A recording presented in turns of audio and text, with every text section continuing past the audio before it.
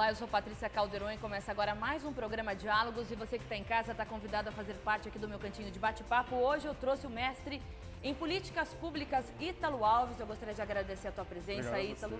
A gente vai falar um pouquinho de política e desse novo governo que faz oposição ao PT. Então fica comigo, porque o programa de hoje já está no ar.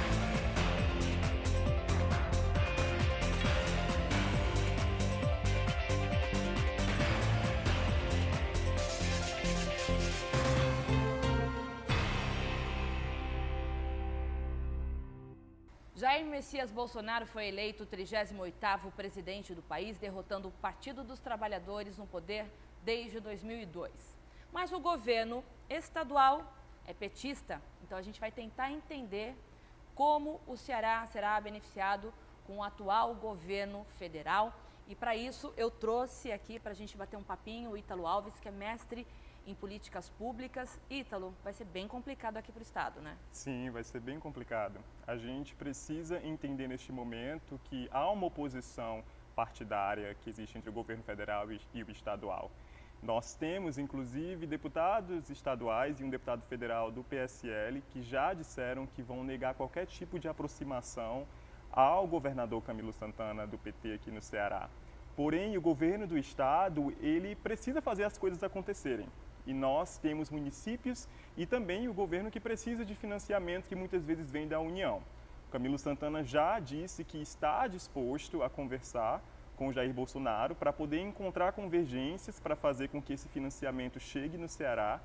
Porém, a gente sabe que o PT tem uma agenda de forte oposição dentro da Câmara Legislativa. Mas até porque o Estado e a população são os maiores prejudicados com toda essa briga acirrada de oposição, né? Exatamente. Qual é a sugestão? Bom, a gente precisa nesse momento entender que nós estamos vivendo uma era nova na política brasileira. Faz, como você disse, 16 anos que a gente teve um governo com políticas mais liberais. Então, muitos de nós não temos lembranças de como se adaptar àquele momento. A gente precisa trazer, na verdade, um caráter mais propositivo de construção nesse relacionamento entre o governo do Estado e o governo federal. Não é porque nós temos oposição partidária que nós vamos nos isentar de também fornecer apoio àquela população que pode ser desprivilegiada por conta desse conflito partidário. Então, a gente sabe que nessa próxima gestão tem alguns desafios muito grandes. Quando um governo federal não dialoga bem com o governo estadual, a gente compromete financiamento para a educação básica, a gente compromete financiamento para a infraestrutura e também um financiamento das causas sociais que são importantes para complementar a atuação daquele governo, na saúde, na tecnologia, etc. Até porque também houve uma grande renovação na Câmara dos Deputados, né, na Câmara Federal e no Senado também, Sim. né? Sim, com certeza. Mas a grande surpresa para a gente aqui agora, essa renovação, ela também se coloca em oposição tanto ao PT quanto também em oposição ao Bolsonaro. Então, o governo federal vai ter que buscar diálogo com todos esses tipos de oposição e tentar complementar o seu orçamento, não somente com as emendas parlamentares que esses deputados federais e estaduais poderão emitir, mas também buscar para algumas pastas mais sensíveis, como direitos humanos, etc., apoio internacional. Agora, você acredita que algo muito radical possa acontecer a partir de 1º de janeiro? Acredito que sim. Eu acho que de cara o Bolsonaro vai cortar o financiamento das ONGs. Só que isso precisa ser muito bem estudado. Uma grande bandeira da campanha dele foi limitar o financiamento às causas de direitos humanos. Mas a gente precisa entender que as ONGs são diversas, elas atuam na educação, elas atuam na saúde, na produção de conhecimento tecnológico e científico. A gente precisa estruturar bem que tipo de ideia para essa reforma a gente gostaria de ter. Eu particularmente sou contra isso. Nós precisamos viver numa sociedade diversa, plural e livre que passa sim por garantir os direitos humanos e a cidadania das populações marginalizadas. Então essa mudança radical vai prejudicar muita gente, sem falar no aumento do desemprego também, porque hoje nós temos sim muitas pessoas que trabalham em ONGs e que agora não vão ter financiamento para tocar os seus projetos e poderão ter que ir para fora do mercado de trabalho. A fusão de pastas, isso pode prejudicar de certa forma projetos aqui no estado do Ceará? Com certeza, também, né? Me cita quais, por favor. A gente tem, por exemplo, alguns ministérios que estão se fundindo, como, por exemplo, Agricultura, Meio Ambiente, Cidades e entre outros ministérios em geral. Esporte, Turismo e Cultura. Então, com essa fusão, a gente tem um enxugamento do financiamento. O Brasil precisa passar por um enxugamento dos seus gastos, afinal, a gente não consegue hoje pagar os gastos públicos com a nossa receita. Porém, com esse enxugamento, a gente acaba tendo que abdicar de alguns projetos que podem ser fundamentais, né, para o nosso desenvolvimento social aqui. Não sabemos como que será o financiamento de algumas obras que estão inacabadas no Ceará. A transposição, né? Exatamente. Não sabemos como que vai ficar a questão do Fundeb, Fundo Nacional de Desenvolvimento da Educação Básica, que está previsto para expirar em 2020, mas precisará ser renovado e aplicado de forma talvez até constitucional, que é uma demanda para continuar complementando o salário dos professores e também o orçamento geral da educação básica no estado do Ceará, que não é o suficiente para ser pago somente com os cofres do estado. Agora, uma coisa é fato, Jair Messias Bolsonaro foi eleito por democracia, né, de forma democrática, presidente do país. Essa onda de ódio, você acredita que atrapalha não só o presidente, mas como toda uma estrutura em que o Brasil precisa ter nesse momento para poder se reestruturar, tanto sociologicamente quanto financeiramente?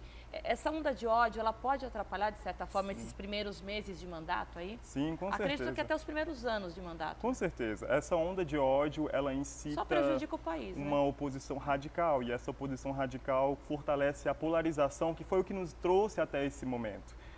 Essa polarização, ela prejudica a gente porque a gente não consegue focar as discussões nas pautas principais que mudam as vidas dos brasileiros. Vamos discutir segurança, vamos discutir saúde, educação e vamos parar de discutir mais interesses partidários. A gente precisa tornar a nossa política... E até interesses particulares, Exatamente. Né? Porque as pessoas, os antipetistas ou os anti-Bolsonaro, enfim... Se criou uma onda de ódio em questão aos candidatos, né, ou a partidos, que a gente precisa passar uma borracha, porque o que está feito não tem retorno, ele está eleito. Sim. Então, assim, que pelo menos se amenize essa situação, né? Eu acho que nessa questão a gente pode tomar um caráter propositivo. Então, ao invés de simplesmente apontar dedos e criticar, a gente pode oferecer uma alternativa. Se nós não estamos gostando de uma certa política pública que esse governo propôs, vamos trazer uma outra alternativa, vamos ocupar os espaços de fala e de tomada de decisões para que a gente possa influenciar a construção de uma política pública melhor. Nesse momento, a gente tem que fazer nascer uma oposição que ela não somente atua de fora para dentro do sistema, mas de dentro e que também não deixe só um partido de oposição atuar como sendo a nossa voz, né? Exatamente. Então, que só o Partido dos Trabalhadores seja o escolhido para poder atuar como defensor da pátria hoje, que não é assim. Eu acho que nós temos que nos posicionar em reação ao que o Brasil precisa daqui para frente. Sim, a gente não pode mais ser refém dessa dinâmica de ter apenas dois partidos ou duas forças representando o espectro político no Brasil. Nós temos que fortalecer aquilo que a gente acredita e fazer política com convicção, trazendo outras fontes de oposição para poder estar opondo ambos os lados. E na sua opinião, o que poderia caminhar aí para não ter nem o partido A ou o partido B na liderança aí sendo voz da população? A gente acabou de ter, né, hoje foi um dia muito interessante, porque enquanto as bancadas do Legislativo começam a se articular, a gente começa a ver algumas frentes de oposição que estão surgindo. Então, por exemplo, hoje o PDT anunciou que está conversando com a Rede, com o PSB, com o PPS e alguns outros partidos de centro-esquerda para formar uma oposição que isola o PT. O PCdoB também anunciou que não está interessado em formar bancada com o PT dentro do Congresso Nacional. Então a gente vai ter uma ruptura, uma polarização até do próprio setor de esquerda e centro-esquerda, que vai criar diferentes frentes de atuação. Isso é ótimo. A gente vive numa democracia plural. A gente não pode ser refém apenas de, como eu falei, de um partido. A gente que pensa diferente tem que sair à frente e tem que entrar com oposição na rua. A gente viu vídeos de Marina Silva contrariando essa questão da fusão do Ministério da Agricultura com o Ministério do Meio Ambiente. Nós temos vídeos de outras pessoas contrariando outras decisões do governo. E é assim que a gente vai trazer alternativas para solucionar. No final das contas, nós temos que aceitar o resultado das eleições e nós precisamos agora remediar os danos para que a gente consiga criar 4 anos que impactem minimamente, né, de forma positiva, a vida de todas as pessoas e tentar reduzir os danos negativos que talvez esse governo possa trazer para a gente. Agora, qual a sugestão que você daria para o governador Camilo Santana? Eu acredito que o Camilo Santana vai ter que tomar uma frente de articulação, mediação e conciliação tanto dentro do Partido dos Trabalhadores, como fora dele, juntamente com todas essas frentes de oposição que ele enfrentará. Até porque ele foi o governador mais bem votado do Sim, país, né? Exatamente. Então, ele se consolidou como uma figura não só pelo partido, mas a figura Camilo Santana, que, pelo menos para o cearense. Com né? certeza. Eu acho que o Camilo Santana é um excelente quadro para disputar a presidência em um estado de renovação do PT mais na frente. Então, eu acredito que está na hora dele mostrar a capacidade dele de diálogo com uma oposição, para construir uma agenda programática, identificar as convergências e tentar, através do diálogo, trazer um protagonismo também, trazer para perto essas oposições para que elas construam os próximos 4 anos das vidas da população cearense. E eu acho que também essa recomendação vale para os deputados, tanto estaduais como o deputado federal, eleitos pelo PSL, eleitos pelo PT e dos outros partidos aqui no estado. Agora, vamos tentar construir. Você acredita que esse recuo do Ciro Gomes foi prejudicial também à população?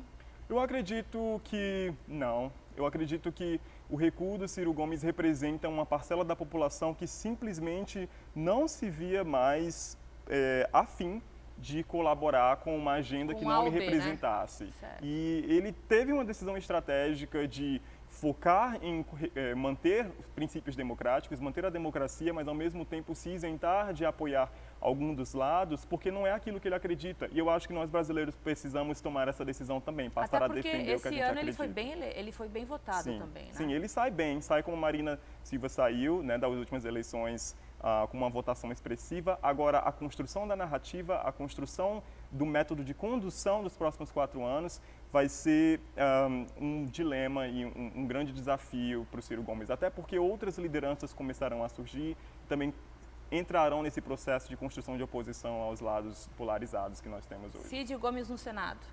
Cid Gomes, eu acho que o Cid Gomes vai se tornar um grande aliado progressista para o nosso estado.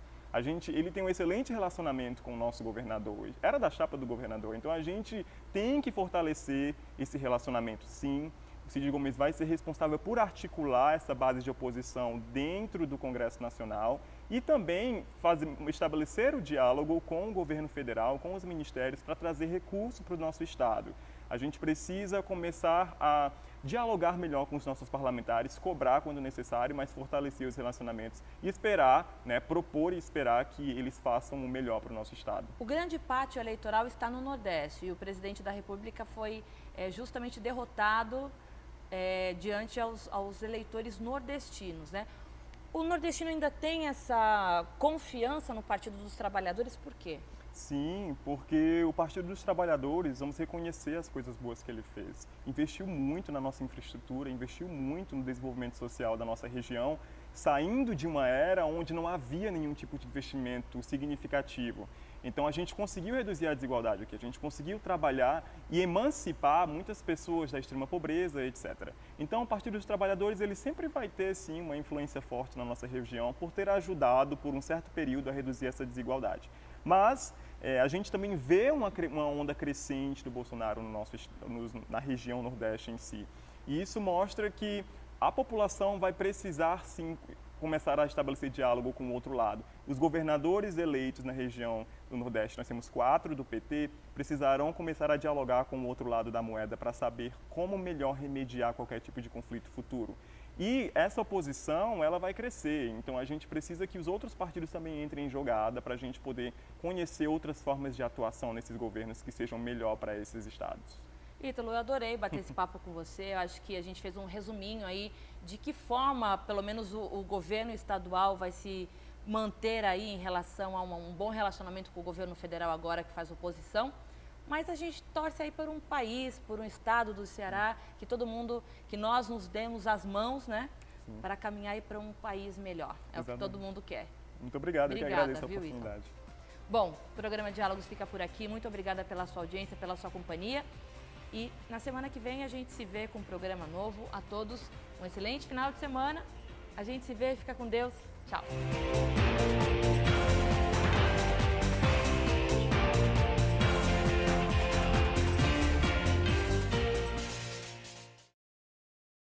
Acesse cnews.com.br, o portal de notícias da cidade.